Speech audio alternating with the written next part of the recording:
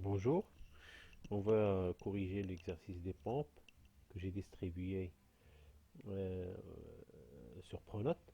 Donc, vous avez les pompes à piston ou bien une pompe à piston. Vous avez 7 pistons, vous avez les rendements volumétriques, rendements mécaniques, la vitesse de rotation.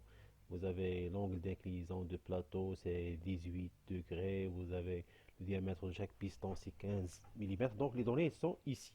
Donc toutes les données sont ici. Vous avez la différence de pression, c'est 280 bars. Mais la première question, ça concerne la cylindrée par tour. Ça veut dire c'est le volume qu'on va refouler par tour. Donc on va calculer le volume qu'on va refouler pour un seul piston. On va multiplier par le nombre de pistons. Donc le volume qu'on va refouler pour un seul piston, c'est lorsque le piston il va se déplacer par une course, ça veut dire de l'extrémité à gauche vers l'extrémité à droite, et je vais multiplier par la section de ce piston, et j'aurai le volume que je vais refouler pour un seul piston, et je vais multiplier par 7 puisque vous avez 7 pistons. Donc pour déterminer la course, donc je vais partir de l'extrémité à gauche vers l'extrémité à droite. Ça veut dire c'est comme si je prends il va se déplacer en fonction de tangente phi. Donc c'est de R tangente phi. Donc on a déjà vu, je pense, ce calcul. Donc on peut le faire rapidement, c'est sans problème. Donc finalement vous avez l'expression est la suivante. Donc, vous avez la courbe, c'est 2 fois R tangente de alpha.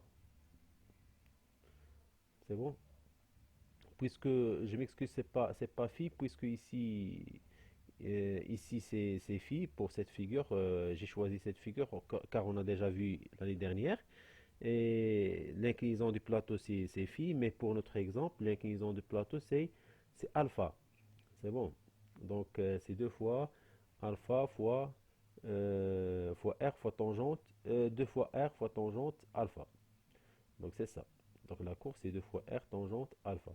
Donc, pour un seul piston, c'est ça. Donc, selon la valeur euh,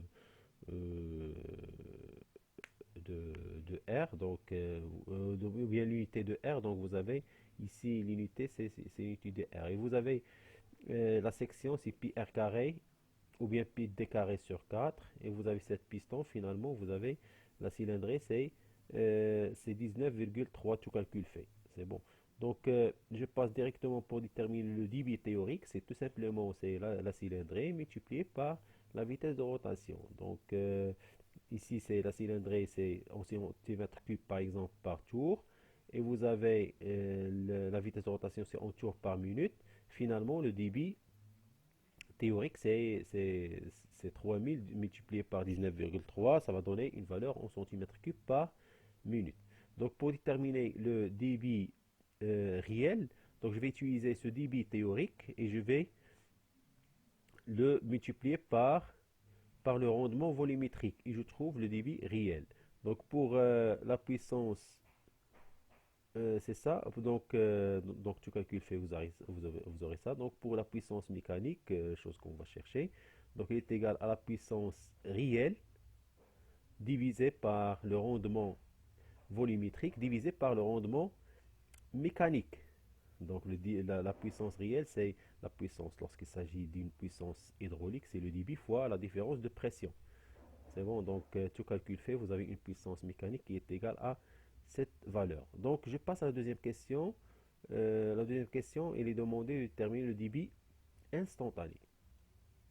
Donc le débit instantané, donc on doit chercher bien sûr, comme on a vu l'année dernière, on a cherché la loi entrée-sortie pour cette pompe. Ça veut dire la vitesse de rotation, c'est l'entrée, et vous avez la translation de piston, c'est la sortie. Ça veut dire si je trouve une relation entre la vitesse du piston et la vitesse de translation du piston et la vitesse de rotation de 1, donc finalement, je vais trouver ce qu'on appelle la loi entrée-sortie. Donc, qu'est-ce qu'on a fait, si vous vous souvenez très bien? Donc, on a exploité que au point A, vous avez un contact ponctuel. Ça veut dire que la vitesse au point A appartenant à 2 par rapport à 0, c'est une vitesse de glissement. Et la vitesse de glissement n'admet pas de composante suivant la normale. Ici, la normale, c'est x. Donc, qu'est-ce qu'on a fait? On a dit que la vitesse au point A appartenant à 2 par rapport à 0 fois x, tout ça fois x égale à 0. Ça veut dire qu'on n'admet pas une composante sur la normale. Donc, la vitesse au point A de 2 par rapport à 0 égale la vitesse au point A de 2 par rapport à 1 plus la vitesse au point A de 1 par rapport à 0. Tout ça, je vais multiplier par x et je trouve finalement, qui est égal à 0, je trouve finalement la loi entrée-sortie que vous pouvez avoir comme ça. Vous aurez une loi entrée-sortie, c'est la vitesse de déplacement de piston, la vitesse de rotation à l'entrée. Vous avez R, c'est le rayon ou bien la position de chaque piston par rapport à l'axe de rotation. Et la tangente de alpha, sinus de θ. C'est bon. Donc, θ, c'est la position du premier piston. C'est bon parce que ici, vous avez 7 pistons. Ça va. Donc, l'angle par laquelle il tourne le premier piston. Parce que si le premier piston est positionné par θ, le deuxième piston il serait positionné par θ plus 2π sur 7, et ainsi de suite. Donc, vous avez ici des méthodes pour déterminer la même loi. Donc, ce qui m'intéresse, c'est cette loi. C'est bon. Donc, pour le premier piston, pour le deuxième piston, c'est sinus de θ plus 2π sur 7. C'est bon. Plus le troisième piston, c'est sinus de θ plus 3 fois 2π sur 7. C'est bon, c'est 6π sur 7. Et ainsi de suite. Ça va, je vais multiplier par I, qui est le piston I, ou bien le numéro de piston. Mais, une chose qui est très importante, est-ce que tous les pistons sont en refoulement en même temps? C'est ça la question. Donc si je prends ce plan, je prends ce plan, donc vous avez les pistons qui sont situés, parce que vous avez 6 pistons qui sont situés sur ce cercle. C'est bon. Donc vous avez ce cercle. On trouve 7 pistons qui sont situés sur ce cercle. Alors les pistons qui sont en haut, ils vont aspirer, et les pistons qui sont en bas, ils vont refouler puisque c'est incliné. Donc les pistons qui sont en haut, ils vont augmenter cette distance, ça veut dire je vais aspirer. Et les pistons qui seront en bas, donc ils vont être en refoulement. C'est bon. Donc je vais supposer que vous avez bien sûr, c'est pas une supposition, mais on n'aura pas tous les pistons qui vont travailler en refoulement en même temps ou bien en aspiration en même temps. Donc vous avez un nombre limité de pistons qui vont être en refoulement et les autres qui seront en aspiration. Pour un premier piston ou bien pour un seul piston, vous avez refoulement, il va être fait pour pi, et l'aspiration, il va être faite pour l'autre pi. Donc pour pi, il va aspirer, et pour l'autre pi, il va refouler. Ça veut dire sur 2 pi, vous avez la moitié, c'est aspiration, et l'autre moitié, c'est refoulement. C'est ça. Donc si je prends ces pistons, donc je vais les disperser sur un cercle comme ça. Le premier, deuxième, troisième, quatrième, cinquième, sixième, septième. Donc je suppose que les pistons qui sont en haut, les pistons qui sont sur la moitié en haut, sur la moitié de ce cercle, donc ils seront en refoulement. Les pistons qui sont en bas, ils seront en aspiration. C'est bon. Donc les pistons, bien sûr, ils sont en rotation. Ils sont en rotation comme ça. Ça veut dire, ce qui va varier, c'est l'angle θ. C'est bon, c'est l'angle θ qui va varier. Donc θ ne va pas garder la même valeur. Donc ici, on doit chercher ce qu'on appelle l'angle critique. L'angle critique, c'est le nombre de pistons. Je vais diviser sur le nombre de pistons 2π. Donc 2π divisé par le nombre de pistons. Mais on a dit que le piston ne va pas travailler sur 2π, mais il va travailler sur pi seulement. Donc je vais prendre pi et je divise par 7. Donc l'angle critique, c'est pi. C'est là où il va refouler le piston, et divisé par 7. C'est bon. Donc ici, si je prends pi sur 7, comme ça, donc je suppose que ici c'est le premier piston. Donc s'il est situé entre 0 et pi sur 7, donc vous voyez que tous les pistons, les 4 pistons, ils sont situés dans la moitié en haut, ici. Donc cette moitié, donc vous avez les 4 pistons, le premier, le deuxième, le premier, le deuxième, le troisième et le quatrième. C'est bon, et le quatrième. Mais lorsque θ il dépasse pi sur 7, donc le premier piston il va être situé ici, le deuxième piston il va être situé ici, donc vous aurez seulement 3 pistons qui vont être en refoulement et 4 pistons qui seront en aspiration.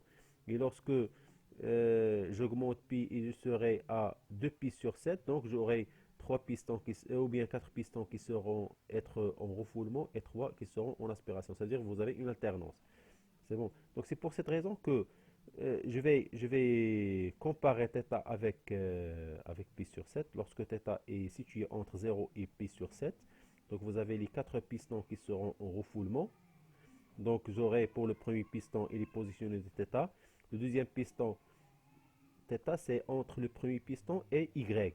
Le deuxième piston, il est positionné de cet angle qui est θ. Cet angle qui est θ. Je m'excuse. Donc cet angle qui est θ,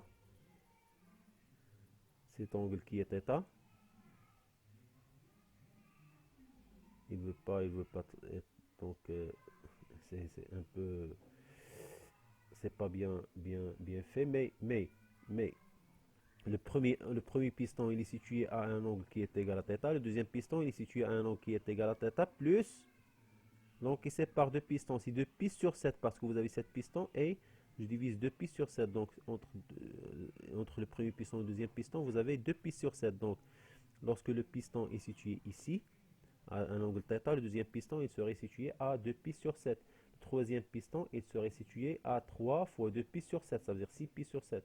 Le quatrième piston il serait situé à θ plus 4 fois 2 pi sur 7, ça veut dire 8 pi sur 7. Donc finalement, on peut avoir ça. Donc θ, 2 pi sur θ plus 2 pi sur 7, sinus de θ plus 4 pi sur 7 et sinus de θ plus 6 pi sur 7, c'est ça. Donc les 4 pistons, premier, deuxième, troisième et quatrième. Et lorsque θ est situé entre pi sur 7 et 2 pi sur 7, c'est-à-dire dans cette zone, donc vous aurez seulement 3 pistons qui seront en refoulement et j'aurai l'expression est la suivante. C'est la même chose, mais je vais retrancher cette dernière. Donc finalement, pour tracer le débit en fonction de θ, pour tracer ce débit en fonction de θ, donc je vais tracer cette fonction, tout simplement. C'est bon, donc vous avez S, c'est la section de piston, multiplié par W fois R fois tangente alpha. Donc lorsque, ici c'est 400, etc. Donc lorsque vous avez, donc je peux prendre ça, lorsque vous avez θ égale à 0, donc le débit il serait égal à 948. Donc comment j'ai trouvé ça? Donc tout en remplaçant θ par 0. θ par 0 et je trouve 946, 48. Je remplace θ par pi sur 7, je trouve ça et ainsi de suite. Donc vous aurez la représentation est la suivante en se basant sur ces expressions tout simplement. C'est ça, ces expressions. C'est ça. Merci.